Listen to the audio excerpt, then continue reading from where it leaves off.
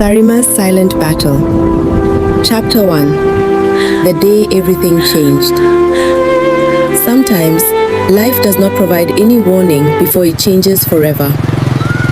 At just 15 years old, Sarima believed that regardless of how difficult life became, as long as her family remained united, everything would be manageable. We'll always be together, Mama. She lived in Port Harcourt with her widowed mother, her 18-year-old brother Obina, and her 10-year-old younger brother Uchenna. Their father had passed away years earlier, leaving behind a young widow responsible for raising 3 children on her own. Life was far from easy. To sustain the family, their mother operated a small neighborhood restaurant where she prepared and sold affordable meals. Although the business was modest, it provided enough to feed the family and cover the children's school fees. Each afternoon after school, the siblings would go directly to the restaurant. Obina managed the physically demanding tasks. Be careful with Sarima that attended to customers with a welcoming demeanor, while young Uchenna assisted by running errands around the shop. Despite their challenges, their home was filled with warmth and laughter. Mama, I delivered their mother often reminded them, well done, my son. Money comes and goes, but never lose your faith in God. Whatever happens, trust Him. Money comes and goes. These words became the guiding principle of Sarima's life. We promise, Mama. One evening, after closing the restaurant, the family walked home together, sharing laughter over one of Uchenna's jokes. None of them realized it would be the last time they would share such a moment with their mother. Upon arriving home, they discovered there was no electricity. It's cooler outside. Obina chose to remain outside briefly to enjoy the cool evening air before going in to rest. Inside the house, Sarima went straight to the kitchen. As usual, she boiled water for her mother's bath and filled a bucket in the bathroom.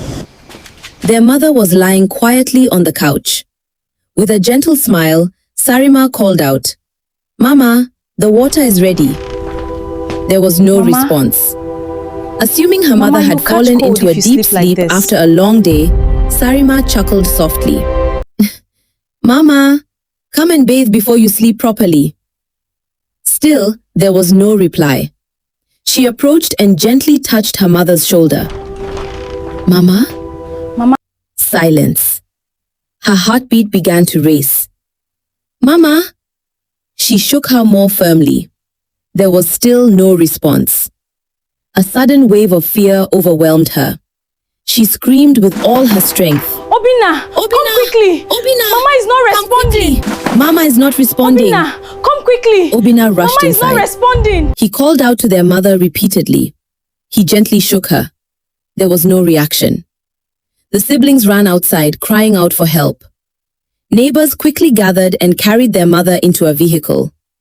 Within minutes, they arrived at the hospital. Medical staff rushed her into the emergency unit while the children waited outside, silently praying. Minutes felt like hours. Eventually, a doctor approached them. His expression conveyed the outcome before he spoke.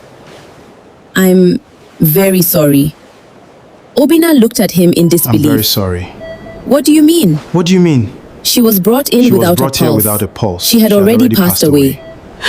The words struck them with devastating force. Sarima stood frozen. "No."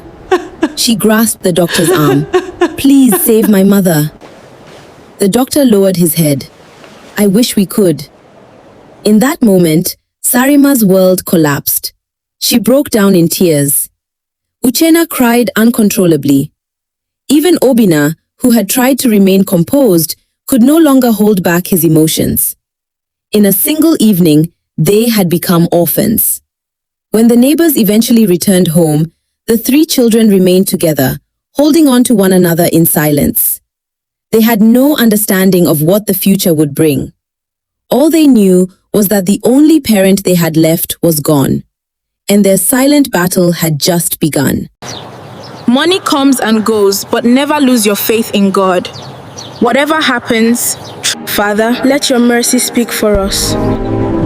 This is a story about faith, a story about trials, a story about waiting. Will Sarima's faith remain unshaken? Will God answer the prayers of these 3 children? Find out in part 2.